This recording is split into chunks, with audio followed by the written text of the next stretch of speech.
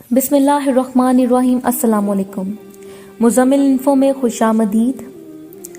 سفید حجاب کے نقاب میں لپٹی وہ بہت گھبرائی سی بند رکشے میں بیٹھی انگلیاں چٹکا رہی تھی، حالانکہ اس کے ساتھ اسکول جانے والے بچے اس کے ارد گرد بیٹھے تھے، مگر رکشے کے بیک مرر سے خود پر اٹھتی وقتاً فوقتاً ایک عجیب سی غلیظ نگاہ سے وہ سخت کوفت میں مبتلا ہو رہی تھی۔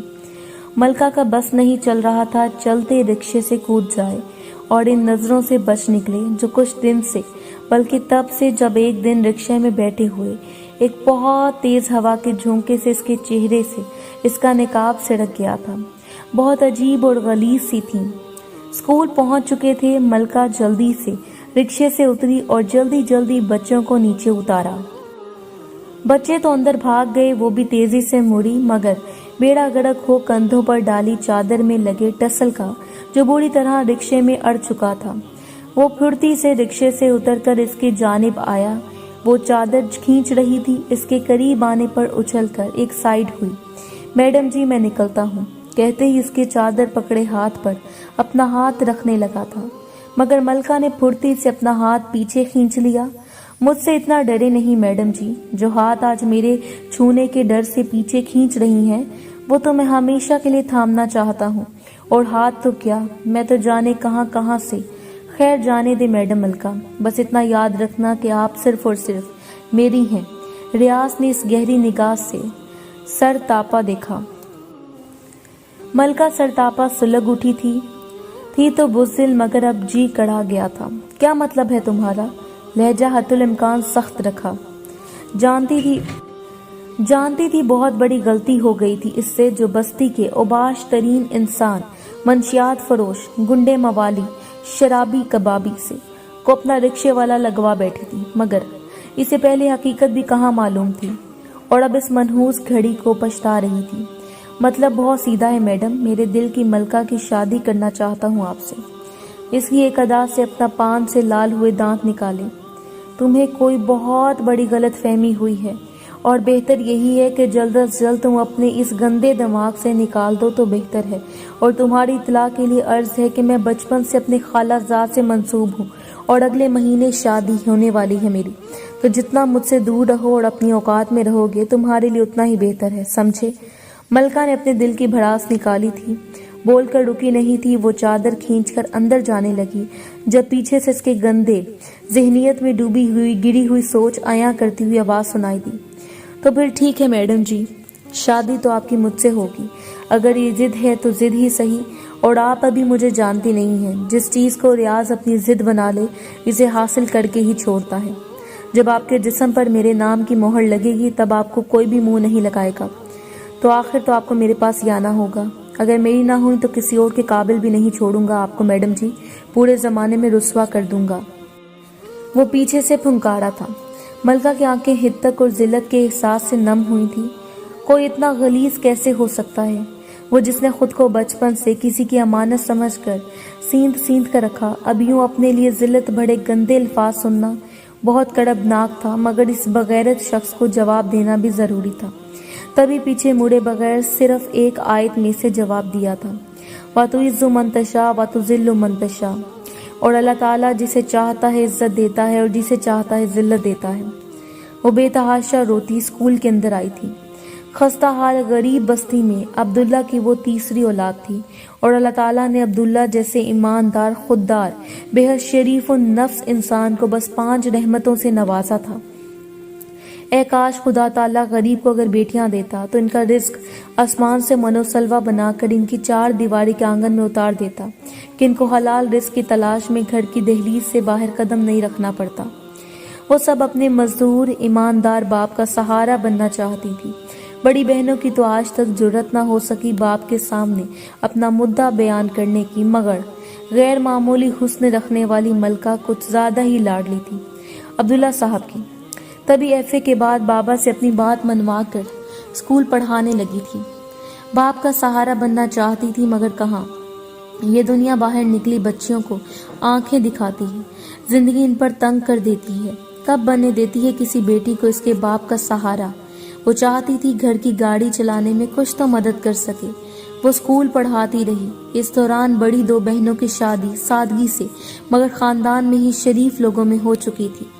کچھ عرصے تو سکون رہا، مگر پچھلے رکشے والے انکل کا جب ایکسیڈنٹ ہوا تو اس نے اپنے دوست کے بیٹے سے مدد لی اور اسے کچھ عرصے رکشے کی ذمہ داری سونپ دی، اور یہیں سے ملکہ کی زندگی میں ایک عذاب نازل ہوا۔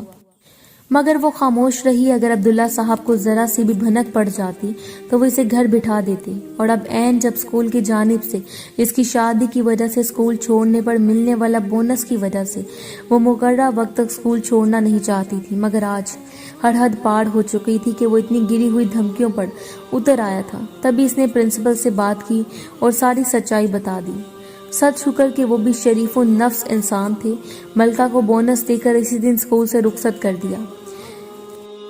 میں کافی دن سے اس موقع کی تلاش میں تھا اور وہ دن آج آ پہنچا تھا۔ اپنے ہونے والے سسر جی مطلب عبداللہ کام کے سلسلے میں شہر سے باہر گیا۔ وہ ماں بیٹیاں گھر میں اکیلی ہوں گی تو تم لوگوں کو پتا ہے نا کہ کیا کرنا ہے۔ ریاض شہادت کی انگلی میں اپنی پستول گھماتا انتہائی مکروہ الزام اور شیطانی لہجے میں بولا۔ بستی کے سب سے بڑے ریاض کی بیٹھک میں جمع تھے۔ ان سب کے سامنے ہزار نوٹوں کی ایک گڈی پڑی تھی، جسے دیکھ کر وہ رال ٹپکا رہے تھے، اور ریاض کے کام میں اس کا ساتھ دینا نہ دینے کی پداش میں ان کا انجام کیا ہوتا وہ بھی وہ لوگ جانتے تھے۔ تو کیوں نہ اس کا ساتھ دے کر وہ نوٹوں کی گڈیاں ہی حاصل کر لیں۔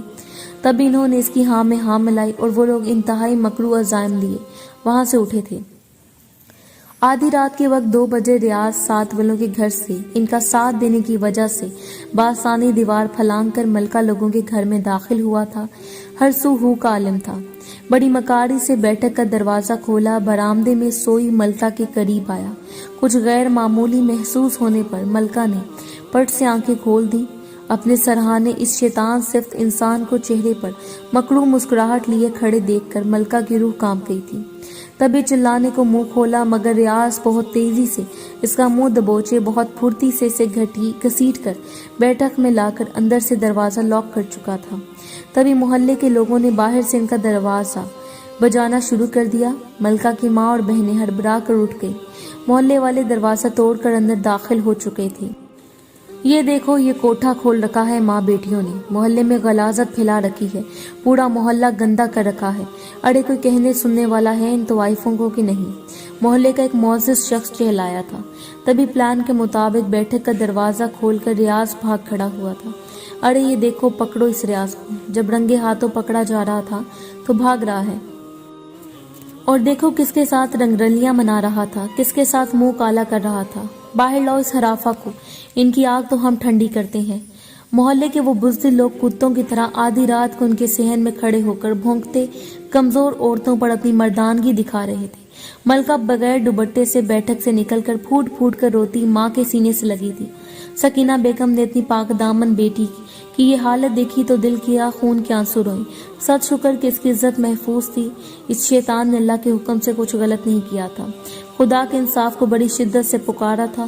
اس وقت اگر وہ کمزور تھی، مگر وہ نیلی چھت والی تو دیکھ رہا ہے نا، نیلی چھت والا تو دیکھ رہا ہے نا، جس پوری کائنات پر قادر ہے۔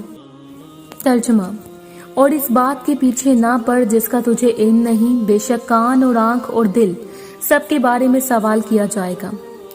ماں بیٹیاں بے تحاشا رو رہی تھی۔ سکینہ بیگم ملکہ کی والدہ سب کے سامنے ہاتھ جوڑ رہی تھی کہ ہم پر رحم کھاؤ، مت لگاؤ ہمارا تماشا، مگر وہ جانے کیا کیا غلاظت پک رہے تھے، یہ جانے بغیر کہ یہ فتنہ اور شر پھیلانا، کسی معصوم پر تہمت باندھنا کتنا بڑا گناہ عظیم اور آخرت کا عذاب ہے۔ حضرت علی رضی اللہ تعالیٰ عنہ سے روایت ہے، وہ فرماتے ہیں بے گناہ لوگوں پر الزام لگانا آسمانوں سے زیادہ بوجھل ہے، یعنی بہت بڑا گناہ ہے۔ ارے شرم حیا بیچ کھائی ماں بیٹیوں نے سرے عام بدکاری کا اڈا بنا رکھا ہے اپنے گھر کو۔ منہ کالا کرو ان ماں بیٹیوں کا۔ محلے کا ایک معزز چنگھاڑ رہا تھا، ساتھ للچائی نگاہوں سے خوبصورت سکینہ بیگم کو بھی دیکھ رہا تھا۔ یہ وہ بندہ تھا جس کے بارے میں مشہور تھا کہ ہر وقت درود پاک کا ورد کرتا رہتا ہے۔ کیا اسے نہیں معلوم تھا کہ اسی آقا دو جہان محمد کا ارشاد ربانی ہے کہ مسلمان کے لیے روا نہیں کہ وہ لان تان کرنے والا ہو۔ ایک اور حدیث میں ہے، جو شخص کسی دوسرے کو فسق کا طعنہ دے یا بدکار کہے اور وہ بدکار نہ ہو تو اس کا فسق اور کفر کہنے والے پر لوٹتا ہے۔ خدا کے لیے رحم کرو ہم پر. یہ بات تو تم لوگ بھی جانتے ہو کہ ایسا کچھ نہیں ہے. ایسا کیوں کر رہے ہو؟ میں نہیں جانتی، مگر یاد رکھو آج ہم کمزور ہیں ظالموں، مگر ہمارا رب نہیں. ہمارا حساب وہ لے گا تم لوگوں سے. سکینہ بیگم دھارے مار کر روتی رہی، ہاتھ جوڑتی التجا کر رہی تھی. ریاض کو پکڑا جا چکا تھا. وہ شاندار ایکٹنگ کا مظاہرہ کرتا سر جھکائے مجرموں کی کھڑ سن رہا تھا، جیسے واقعی یہ گناہ اس سے سرزد ہوا ہو. اس محلے میں سبھی بہو بیٹیاں ہیں.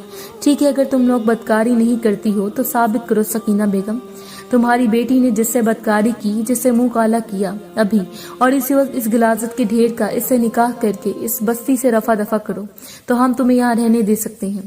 اسی معزز بزرگ نے کہا تو سکینہ بیگم پھٹی پھٹی نگاہوں سے ان سفیرونوں کو دیکھنے لگی. میں اپنے شوہر کی غیر موجودگی میں ایسا کوئی فیصلہ نہیں کروں. ایک مرتبہ وہ آ جائیں تو پھر ان کا جو فیصلہ ہوا ہمیں منظور ہوگا. سکینہ بیگم اب رونا بھول گئی تھی. اب کچھ انہیں ان بستی والوں کی پست سازش کا شاید اندازہ ہونے لگا تھا. تم کون ہوتی ہو فیصلہ کرنے والی؟ جو بول دیا سو بول دیا. یہ نکاح ابھی ہوگا، نہیں تو اس طوائف کا منہ کالا کر کے اس کو یہاں زندہ جلا دیں گے ہم. ریاض کے گھورنے پر وہ بزرگ گڑبڑا کر پھنکارنے لگا. ارے ہمت ہے تو ہاتھ لگا کر دکھاؤ میری بیٹی کو. جڑ سے اکھاڑنا پھینکنا تو بات کرنا. اب کی بار سکینہ بیگم شیرنی بن کر دھاڑی تھی اور اپنی بچیوں کو اپنی پشت پر چھپایا. سچ کہتے ہیں ماں وقت آنے پر اپنی اولاد کے لیے شیر کے منہ میں ہاتھ ڈال بیٹھتی ہے. تو یہ تو محلے کے چند بزدل مرد تھے. ہماری حکم عدولی کی تو بستی چھوڑنے کی. سکینہ بیگم، تمہیں یہاں ٹکنے نہیں دیں گے ہم لوگ. بسد شوق، ہم بھی اس غلاظت میں رہنا پسند نہیں کریں گے. ارے تم لوگوں سے اچھا تو ہم ہجڑوں کی بستی میں رہ لیتے. کم از کم عزت تو دیتے ہیں وہ ماؤں بیٹیوں کو. تم لوگ تو ان سے بھی گئے گزرے ہو. سکینہ بیگم دھاڑ رہی تھی اور محلے کے ان معززین کو سانپ سونگ گیا تھا. جانتی ہوں میں تم لوگوں کے ارادے، اچھی طرح جان گئی ہوں. اب دفع ہو جاؤ یہاں سے. صبح عبداللہ آ جائیں گے تو ہم چلے جائیں گے یہاں سے. فی الحال اپنی گندی شکل اور گھٹیا ارادے لے کر دفع ہو جاؤ. شکلیں گم کرو. سکینہ بیگم نے ہر لحاظ بالائے طاق رکھا تھا اور ان کی کم ظرف لوگوں کو باہر کا راستہ دکھایا. نہیں ابھی نکلو یہاں سے. اگر نکلنا ہے تو تم جیسی بھگوڑیوں سے یہی امید ہے. خارشی کتے کی طرح بھونکنا بند کرو بغیرت انسانوں. تمہارے باپ دادا کا گھر نہیں ہے، یہ میرے شوہر کے خون پسینے کی کمائی ہے. اس سے بنا یہ گھر تمہارا باپ بھی نہیں نکال سکتا میں یہاں سے. ہماری طرف ایک قدم بھی بڑھایا تو سب کو زندہ جلا دوں گی. دفع ہو جاؤ یہاں سے. سکینہ بیگم اب ڈٹ کر مقابلہ کر رہی تھی. وہ سکینہ بیگم جن کی کبھی کسی نے آواز تک نہ سنی تھی، آج اپنی اولاد کی وجہ سے شیرنی بنی دھاڑ رہی تھی.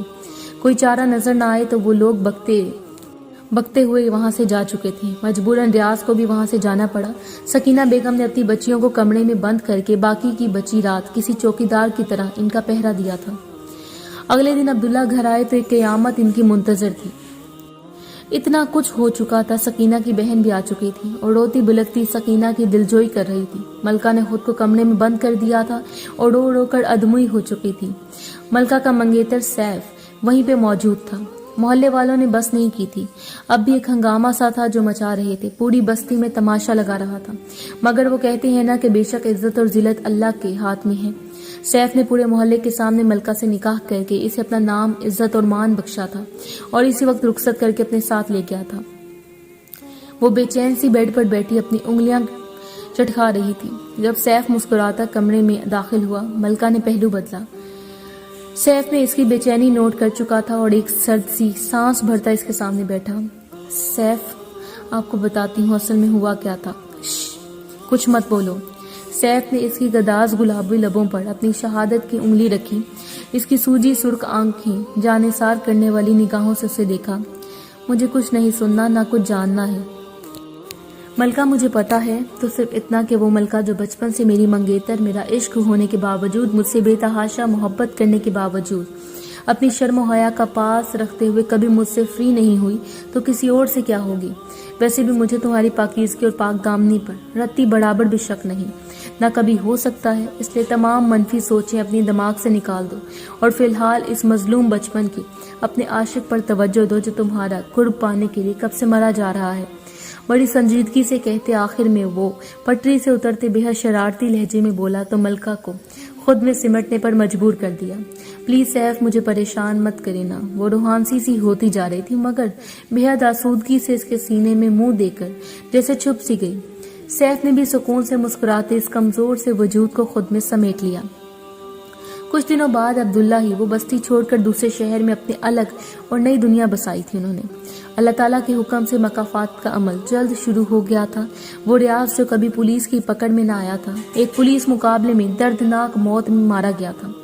بات دراصل یہ ہے کہ کسی کو کسی طرح سے بھی تہمت لگانے سے پرہیز کرنا واجب ہے۔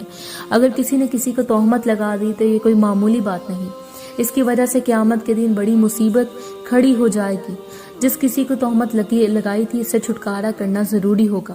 دوزخ کی پشت پر پل صراط قائم کی جائے گی، سب کو اس پر گزرنا ہوگا۔ جو اس سے پار ہوتا جائے گا جنت میں داخل ہوتا جائے گا۔ تہمت لگانے والا شخص پل صراط پر روک لیا جائے گا، اور جب تک تہمت لگانے پر اس گناہ سے پاک صاف نہ ہوگا جنت میں نہ جائے گا۔ پاک صاف ہونے کے دو طریقے ہیں، یا تو وہ شخص معاف کر دے جس کو تہمت لگائی، یا اپنی نیکیاں اس کو دے کر اس کے گناہ اپنے سر لے کر دوزخ میں جلے، چونکہ وہاں بندے حاجت مند ہوں گے، اور اس لیے یہ امید تو بہت کم ہے کہ کوئی شخص معاف کر دے۔ اب دوسری صورت یعنی دوزخ میں جلنا ہی رہ جاتا ہے۔ کسی کی ہمت ہے جو دوزخ میں جلنے کا ارادہ کرے، جب اس کی ہمت نہیں تو اپنے نفس اور زبان پر قابو پانا ضروری ہوا۔ بہت سی عورتیں اور مرد اس بات کا بالکل خیال نہیں کرتے کہ کسی کے حق میں کیا کہہ گزرتے ہیں، کس پر کیا تہمت لگا دیتے ہیں اور کس کو کیا بہتان سے نوازتے ہیں۔ وہ لوگ جو دنیا میں کمزور ہیں یا دور ہیں یا مر گئے ہیں، بدلہ لینے سے عاجز ہیں، ان کے آگے یا پیچھے کوئی نہیں۔ اگر ان کو کوئی تہمت لگا دی اور وہ بدلہ نہ لے سکے تو اس کا مطلب یہ نہیں کہ معاملہ یہی ختم ہو گیا۔ آخرت کا دن آنے والا ہے جب پیشی ہوگی، حساب کتاب ہوگا، مظلوموں کو بدلے دلائے جائیں گے۔ اس دن کیا ہوگا اس کو غور کرنا چاہیے، اور اس دن تہمت لگانے والے کے لیے دردناک عذاب کی وعید سنائی گئی ہے، جس میں بہت معمولی سا عذاب یہ ہے کہ اسے کھولتی ہوئی پیپ پلائی جائے گی۔ استغفر اللہ۔ رہی بستی والوں کی بعد ازاں ایسا کوئی بھی گھر نہیں تھا جن پر کوئی نہ کوئی عذاب نہ نازل ہوا ہو۔ کسی کا بچہ چھت سے گر کر مرا تو کسی کو لقوہ مار گیا، کوئی قرض کے پہاڑ تلے دبا تو کسی کے گھر میں خود بخود آگ لگ گئی۔ انسان بدلہ تو اپنے ہر عمل کا پورا چکاتا ہے، مگر سمجھتا نہیں ہے یا سمجھنے کی کوشش نہیں کرتا۔ مگر بستی والے جلد سمجھ گئے تھے، تبھی عبداللہ کو ڈھونڈ ڈھونڈ کر اس کے پورے خاندان سے معافی بھی مانگ لی تھی۔ اے کاش کہ نہ سمجھ انسان گناہ کرنے سے پہلے ہی اس کے آنے والے عذاب سے خوف کھا کر اسے کرنے سے باز آ جائے۔ اللہ تعالی ہم سب کو نیک ہدایت دے، شر پسندوں کے شر سے، حاسدین کے حسد سے، منافقین سے، نفاق سے بچائے اور اپنی پناہ میں رکھے۔ آمین ثم آمین۔